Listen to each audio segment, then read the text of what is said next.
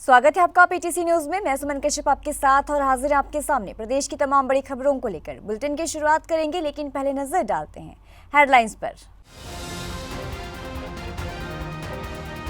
CM Nayab Saini और हरियाणा भाजपा प्रदेशाध्यक्ष आमने सामने। बड़ौली ने कहा सीएम लाडवा से लड़ेंगे चुनाव। सैनी ने साफ नकारा सीएम नायब सिंह सैनी करनाल से ही लड़ेंगे विधानसभा चुनाव। हरियाणा विधानसभा चुनावों की तैयारियां जोरों शोरों पर। कांग्रेस की स्क्रीनिंग कमेटी की आखिरी बैठक आज। हरियाणा कांग्रेस प्रभारी दीपक बावरिया ने दी खास जानकारी। हरियाणा विधानसभा चुनावों में राष्ट्रवादी जनलोक पार्टी ने ठोकी ताल। राष्ट्रवादी जनलोक पार्टी ने जारी किया चुनावी घोषणा पत्र। बताया कि इन मुद्दों को लेकर चुनाव लड़ेंगे। तो विधानसभा चुनावों को लेकर हरियाणा में चर्चाओं का बाजार तेज। चुनावी कवरेज में जुटी पीटीसी न्यूज की टीम। 101 साल की बुजुर्ग प्रीतम सिंह संधू ने बताया कैसा हो हमारा नेता। अंडर 17 रेसलिंग में गोल्ड मेडल विजेता मानसी लाठर का जोरदार स्वागत। पैतृक गांव लाजवाना कला पहुंचे मानसी लाठर। खापों और सामाजिक संगठनों ने आयोजित किया सम्मान समारोह।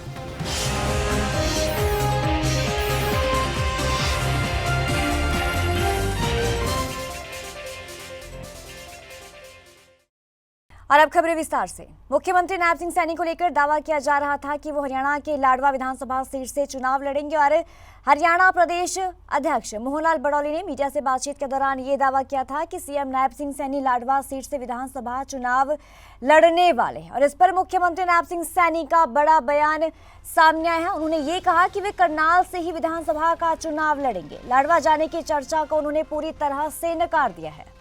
सीएम नायब सिंह सैनी ने हंसते हुए कहा कि प्रदेशाध्यक्ष मोहनलाल बड़ौली को मुझसे ज्यादा जानकारी होगी, क्योंकि पार्लियामेंट की बोर्ड के अंदर जिन्होंने चुनाव लड़ने की इच्छा जाहिर की थी, उनके जो नाम है वो केंद्रीय नेतृत्व को बताने का काम किया है। सीएम कहां से चुनाव लड़ने जा रहे हैं, ये बता दीजिए। सीएम साहब लाडवा से चुनाव लड़ेंगे। सीएम साहब लाडवा से चलिए। लाडवा से चुनाव नहीं, किसने कहा ये? मोहनलाल बड़ौली ने कब कहा?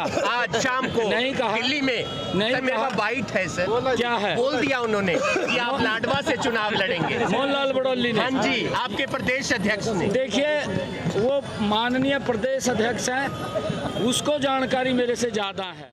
हरियाणा कांग्रेस प्रभारी दीपक बावरिया ने हरियाणा विधानसभा चुनावों पर कहा कि प्रारंभिक चर्चा समाप्त हो गई है। 2 या 3 सितंबर को सीईसी की बैठक होगी। 31 अगस्त यानी कि आज अंतिम चर्चा होगी और अंतिम सिफारिश का मसौदा जो है वो तैयार किया जाएगा। दरअसल हरियाणा विधानसभा चुनावों के लिए दिल्ली में कांग्रेस स्क्रीनिंग कमेटी बैठक में मंथन हुआ और बैठक के बाद हरियाणा प्रदेश कांग्रेस प्रभारी दीपक बावरिया ने मीडिया से खास बातचीत की। जरा देखें। टोटल जो है मैंने आज जो है अनदर 40 सीट्स 40 सीट आज, यानी कि टोटल पूरा आज खत्म हो गया।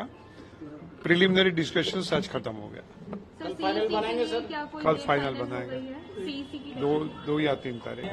पेंडिंग सीटें नहीं, आज जो प्रिलिमिनरी डिस्कशन हुआ कल फाइनल डिस्कशन करके पैनल जो यानी कि फाइनल रिकमेंडेशन का ड्राफ्ट बना दिया जाएगा। तो सिंगल पैनल पे नाम भेजेंगे आप या इससे ज्यादा भी नाम रहेंगे? कल भी मैं स्पष्टता कर चुका हूँ, आवश्यकता के अनुसार सिंगल भी हो सकता है, कई जगह पे 2 भी हो सकता है, 3 भी हो सकता है। हरियाणा विधानसभा चुनावों में राष्ट्रवादी जनलोक पार्टी ने ताल ठोक दी है। जी हां, हरियाणा के लिए चुनावी घोषणा पत्र जारी किया गया है। चंडीगढ़ में राष्ट्रवादी जनलोक पार्टी के राष्ट्रीय संयोजक शेर सिंह राणा ने प्रेस कॉन्फ्रेंस की और कहा कि हम हरियाणा विधानसभा चुनाव लड़ेंगे, जिसके लिए घोषणा पत्र जारी कर रहे हैं। किन मुद्दों को लेकर चुनाव लड़ेंगे ये भी बताया। आइए देखते हैं। पार्टी आज हरियाणा विधानसभा के लिए अपना मैनिफेस्टो जारी करने जा रही है। किन मुद्दों को लेकर हम लोग चुनाव लड़ेंगे हरियाणा का, तो वो मुझे लगता है कि आप लोगों को तो वो आप सबके पास मौजूद है। और इन मुद्दों को लेकर, इस मैनिफेस्टो को लेकर हम लोग हरियाणा के सभी विधानसभाओं में जाएंगे। इन मुद्दों पर हम पिछले कई वर्षों से काम भी कर रहे हैं, चाहे वो हमारे महिलाओं से संबंधित मुद्दे हो, चाहे बेरोजगार युवाओं से संबंधित हो, या फिर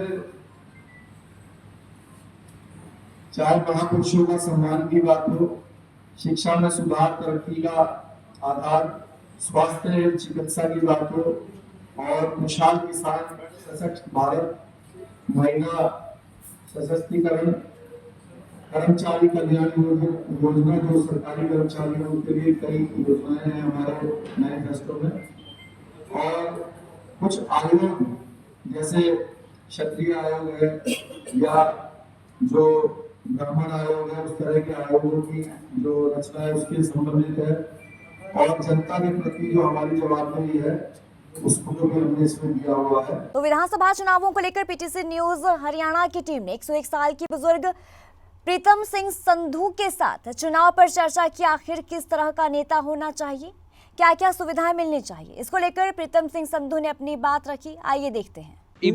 वोट डालोगे ऐद की? हाँ वोट तो डालेंगे, वोट रख देने कर दे। किसने डालोगे? रखने नहीं चाहिए। किसने डालोगे? मेरी 35 वोट है, 35 है कुनबे की, मेरे की। जो कुनबे के है नहीं मेरे, जात तक बहू और सारे बच्चे 35 वोट है।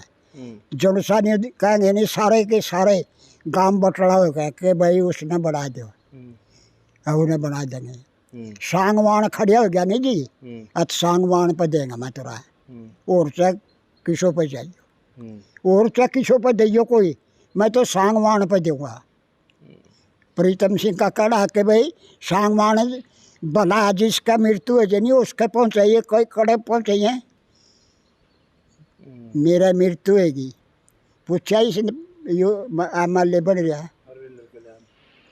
कल्याण है। अरे भी मांगा कई बार जा लिया, मैं भी गिल्ली के लगाता हूँ तो तोड़ कर देगा, इसलिए ना कुछ लिहाज बांधा ना कुछ करता है। बताइए, मैं कहा भाई गौआ के बारे में आगे, गौआ के बारे में जो कुछ ऐसा ना देना हो दे दे, और नाटना हो तो नाट दे, कहाँ भी दे दूँगा। मजदूर किसान तेरी हालत का किसने के बेरस है, अरे सारे दुखी की दुखिया जाने जो आपत्ति खेरिया से। इब आपको क्या लगता है किसकी सरकार बन सकती है हरियाणा में? क्योंकि नेता तो कांग्रेस भी है, बीजेपी भी है, कई है, इनेलो भी है। जो हम तो न्यूज कहा भाई किसानों के बारे में, किसानों का भला करने वाला हो, आके भाई मैं भला करूँगा किसान तेरा, तू नहीं भला भी किया नहीं है तो मेरा गोली मारी हो, उस पर वोट देंगे। अच्छा, आपके गांव में अपना देवीलाल जी आए थे, देवीलाल भी आए हैं अपना, उनसे पुराने कैसा माहौल होता था जब वो आते थे, कैसे मिलते थे? जी मिले नहीं, बीच में वो कापी लेता न्यूकंदा के बात हो रहा देखो, मगर जी ठीक हो रहा, अगर ठीक हो रहा क्या, मगर जी ठीक हो रहा, अच्छा आज कहने गया कि भाई जो कुछ मांगना हो मेरे से मांग दो, मैं देने को लिए तैयार हूँ, फिर मरूंगा नहीं, मैंने याद रखोगे रोगे फिर बुम्बिया मांग लो जो कुछ मांग रहे हो, अकलागत के दार से बात दे दो, चाली कोई नहीं, फिर बात नहीं चाली। वो थे हमदर्दी जी किसानों के, ये मैंने बता दिया नहीं जी, जो किसानों का भला करेंगे नहीं, और भाई 4 भाई न्यू बटड़े हो गए, सारा गांव बटड़ा है, अगर भाई कौन सा भला करेगा उस पर वोट डालेंगे, उस पर वोट डालेंगे जो किसानों का भला करेगा। किसानों का तो भला करिए कोई आज लोगों भी। तो ये कह रहे किसानों का आज तक भला नहीं हो, कह रहा जी किसानों का भला कौन करा था ये बताओ? 10 साल से जब तक बीजेपी सरकार आई है ना, कोई भी हमारी मांग पूरी नहीं हुई। आश्वासन देती है, जुमलेबाजी है ये। अब भी कह रहे थे किसानों का कर्जा माफ कर दिया, कौन सा कर्जा माफ कर दिया बता? बोल बढ़िया लेते हैं, सुन बढ़िया लेते हैं, बाबूजी की उम्र से अंदाजा नहीं लगाया जाता कितना इनको तजुर्बा है। तजुर्बा पता क्या, बाहर रहने जैसे सारी उम्र हो गया, आंदोलन लड़ते, क्रांतिकारी साथी हैं, क्रांतिकारी हमारे आर्य समाज से जुड़े हुए हैं, अच्छे विचारों के हैं, जो हमारे भगत सिंह के विचार थे ना, उनसे जुड़े हुए विचार हैं। अंडर 17 रेसलिंग में गोल्ड मेडल विजेता मानसी लाठर को सम्मानित किया गया। मानसी ने फाइनल मुकाबले को जीतकर गोल्ड मेडल अपने नाम किया है और मानसी अपने पैतृक गांव लाजवाना कला पहुंची और जुलाना के अंदर खापों और सामाजिक संगठनों ने मानसी के लिए सम्मान समारोह का आयोजन किया था। सभी गांव के लोगों को कार्यक्रम में शामिल होने के लिए निमंत्रण भी दिया गया था। तो मानसी लाठर ने यह कहा कि मेरा मुकाबला पिछली बार की वर्ल्ड चैंपियन खिलाड़ी को 10-0 से हराने का काम किया और गोल्ड अपने नाम किया।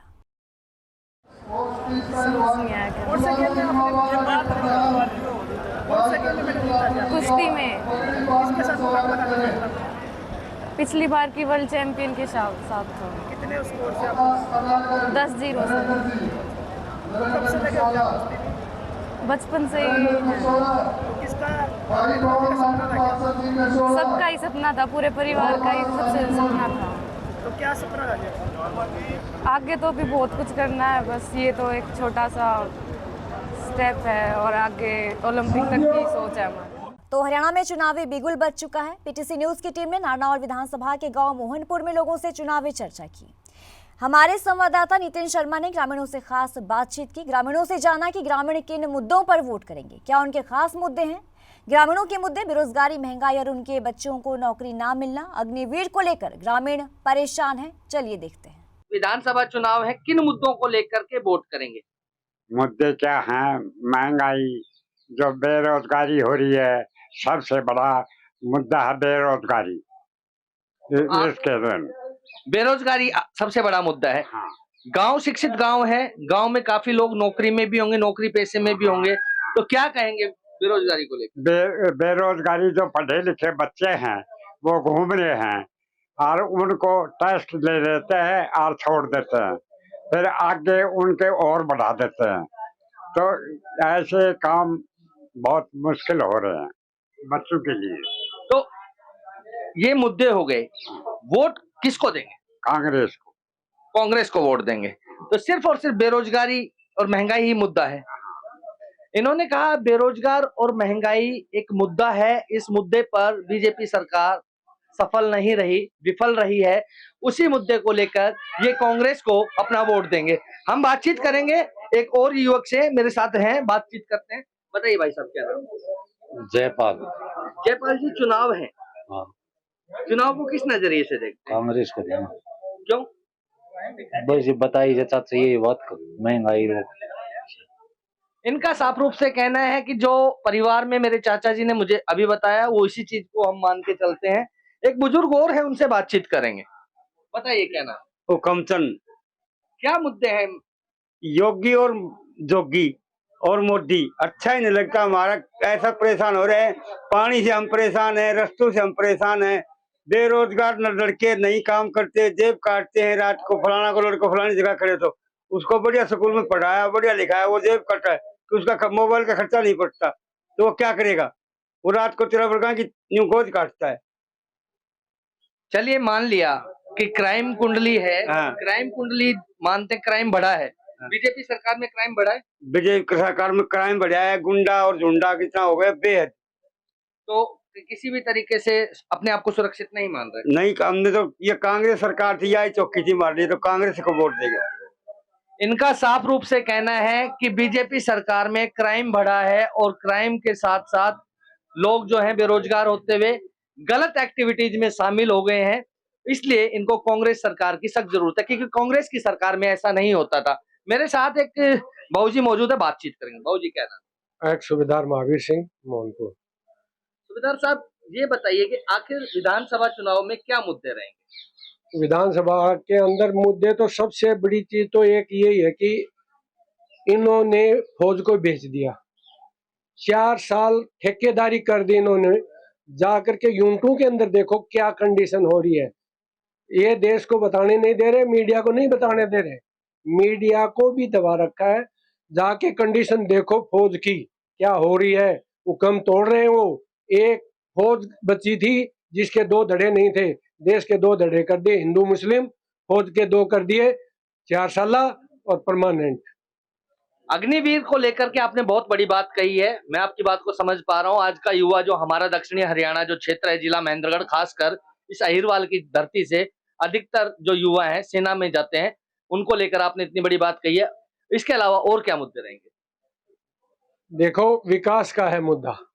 विकास के नाम पे हमारे पास न तो एमएलए आते हैं, न मंत्री आता है, और हमारा एमपी है 15 साल से लगातार वो है, तीसरी बार जीत गया वो। आज तक नहीं आया। 2 बार ये आया था, अब की बार आया भी नहीं। 2 बार आया था, बोले मेरे को वोट नहीं चाहिए, फिर जीत गया। सिर्फ बरगलाते हैं ये, और कुछ नहीं है। आप ये बताइए, सांसद निधि मिलती है, आज तक किसी भी गांव को सांसद निधि का रुपया भी इन्होंने बांटा हो तो बता दो।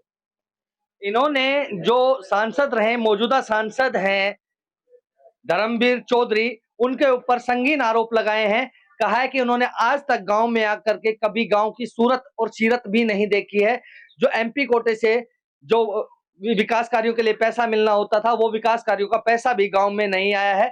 यहाँ तक इन सूबेदार साहब ने ये तक कह दिया है कि आज तक कोई एमएलए भी इस गांव में आकर के नहीं देखा है कि गांव के हालात बद से बदतर हैं।